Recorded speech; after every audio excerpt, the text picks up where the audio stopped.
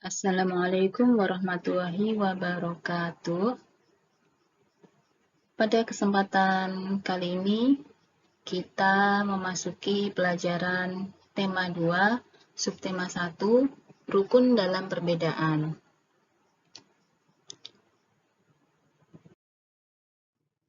Tujuan pembelajarannya adalah menganalisis cara adaptasi tumbuhan. Apa sih adaptasi itu? Adaptasi adalah bentuk penyesuaian diri makhluk hidup terhadap lingkungannya. Contoh tumbuhan yang hidup di air adalah teratai, enceng gondok, bakau, dan kantong semar. Nah, di sini yang paling atas sendiri adalah tanaman teratai. Di bawahnya adalah tanaman bakau, di bawahnya lagi adalah tanaman enceng gondok. Yang di atas pojok sebelah kanan adalah tanaman kantong semar. Mari kita bahas tanaman teratai. Tanaman teratai ini hidupnya mengapung di air. Untuk menyesuaikan diri dengan lingkungannya, teratai memiliki bentuk akar, batang, dan daun yang khas. Akar teratai berbentuk serabut, sedangkan batangnya memiliki rongga-rongga udara. Rongga-rongga ini berfungsi sebagai jalan udara, yaitu membawa oksigen dari air masuk ke akar dan batang. Oleh karena itu, tumbuhan ini dapat bernafas meskipun berada di dalam air. Helaian daun teratai muncul di permukaan air karena tangkai daunnya tumbuh menjalar. Bentuk daun teratai membulat dan lebar, seperti tampak pada gambar ya, yang berguna untuk fotosintesis dan mempercepat penguapan. Nah, berikutnya adalah tanaman enceng gondok. Tanaman enceng gondok sering kita jumpai di daerah perairan, di sungai-sungai ya. Tanaman enceng gondok, akarnya tidak menancap di dasar perairan.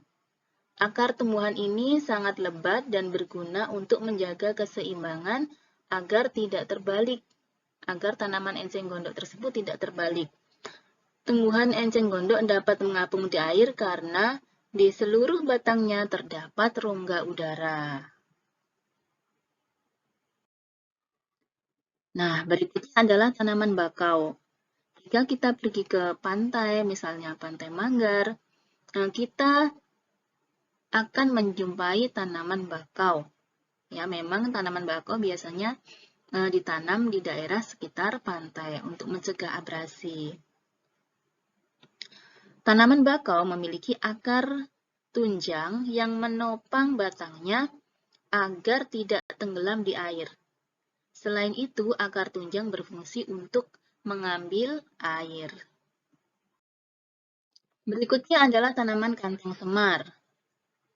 Nah, tanaman kantong semar ini habitat aslinya adalah daerah rawa atau gambut. Yang tampak pada gambar sudah dipindah di dalam pot ya.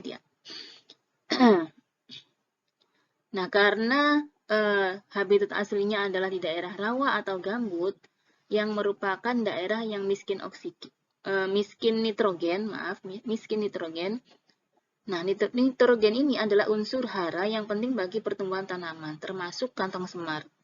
Oleh karena itu, tumbuhan kantong semar tidak menyerap nitrogen di tanah, melainkan dengan cara menangkap serangga. Tumbuhan kantong semar bentuknya cekung seperti kantong. Nah, itu ya, yang merah-merah itu bentuknya seperti kantong. Memiliki cairan manis disebut nektar sebagai bahan pembuat madu. Nah, bagaimana cara kantong semar menjebak serangga? Nektar yang dihasilkan kantong semar menarik perhatian serangga untuk mendekat. Selain itu, pada permukaan daun juga terdapat lapisan lilin. Akibatnya, permukaan daun bagian dalam menjadi licin yang menyebabkan serangga yang hinggap terpeleset dan terperangkap di dalamnya. Nah, serangga yang terpeleset akan terjebur ke dalam cairan daun. Cairan inilah yang melumatkan serangga sehingga nitrogennya dapat diserap oleh tanaman kantong semar.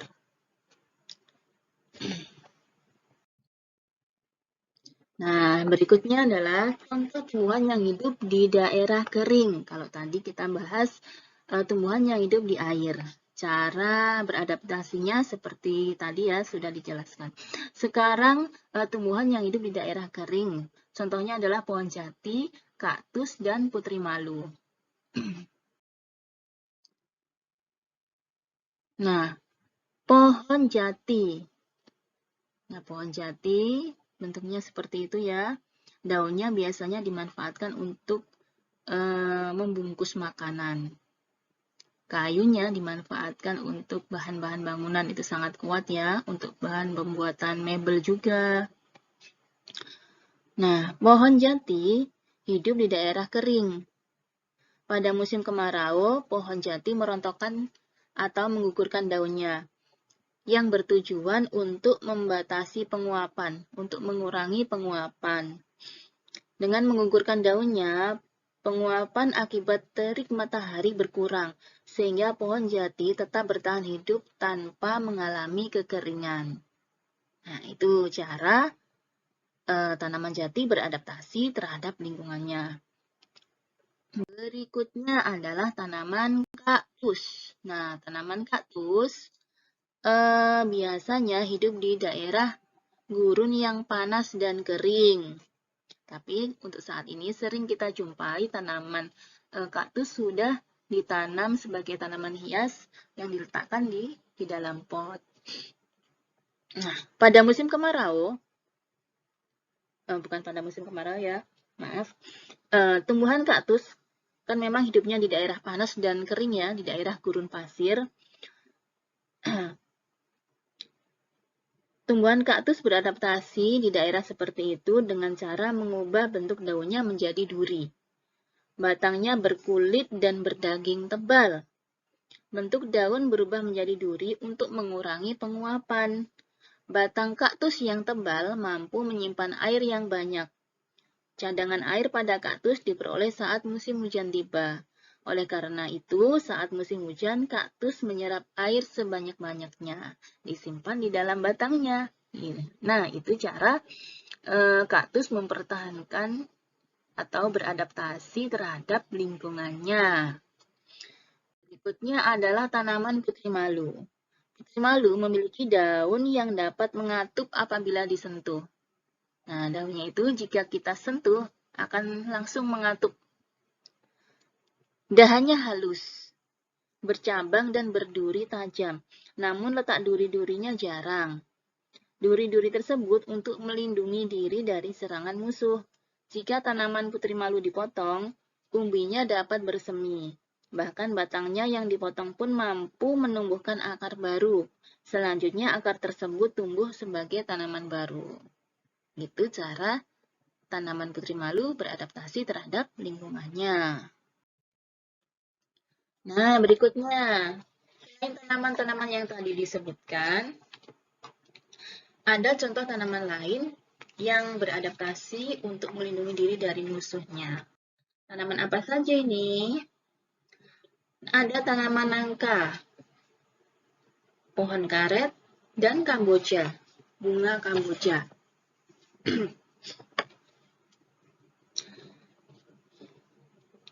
Ketiga tanaman tersebut mampu mengeluarkan getah. Getah dapat menempel ke tubuh hewan yang mengganggunya. Getah yang menempel menyebabkan hewan sulit bergerak. Dengan demikian, tumbuhan tersebut terhindar dari gangguan hewan. Getah pada tumbuhan juga dapat menimbulkan penyakit kulit, bahkan ada yang beracun. Berikutnya, cara tanaman belimbing beradaptasi terhadap lingkungannya. Nah, kalau buah belimbing saat masih muda terasa pahit dan sepat. Oleh karena itu, tidak ada hewan yang memakan buahnya. Dengan demikian, biji di dalam buah belimbing bisa terlindungi. Biji ini akan digunakan sebagai alat perkembangbiakan. Berikutnya adalah tanaman pohon bambu. Nah, pohon bambu ini mempunyai rambut-rambut halus yang disebut dengan gelugut. Gelugut dapat menyebabkan gatal-gatal jika mengenai kulit. Gelugut berfungsi untuk melindungi tunas bambu, sehingga bisa tumbuh menjadi tua. Ya. Berikutnya adalah pohon salak dan bunga mawar. Nah, kedua tanaman ini mempunyai duri. Duri ini berfungsi untuk melindungi diri dari musuhnya. Duri tersebut dapat melukai hewan yang mencoba mengganggunya. Nah, seperti putri malu tadi juga melindungi diri dengan mempunyai duri, ya. Kemudian pohon kurma.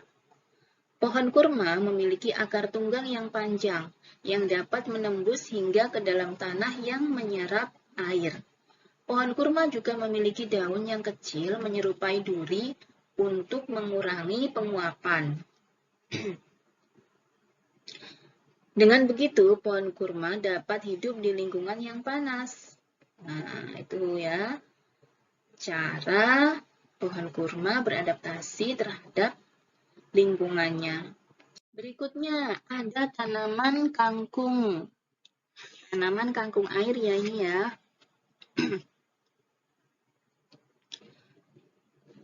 Tumbuhan kangkung memiliki batang yang berisikan udara, sehingga kangkung dapat mengapung di atas air dan dapat menjalar di atas air. Berikutnya, pohon kedondong. Pohon kedondong menyesuaikan diri terhadap lingkungannya dengan cara meranggas. Meranggas itu apa sih? Meranggas yaitu penyesuaian diri tumbuhan pada saat musim kemarau dengan cara menggugurkan daunnya. Nah, apa tujuan meranggas? Tujuannya adalah untuk memperkecil atau mengurangi penguapan. Nah, berikutnya yang kita bahas adalah mengenai tumbuhan dibagi menjadi 3 jenis. Ini berdasarkan habitatnya, yaitu habitat itu apa ya? Habitat itu adalah tempat tinggal tumbuhan atau lingkungannya tumbuhan. Ini dibagi menjadi 3, hidrofit, higrofit, dan xerofit.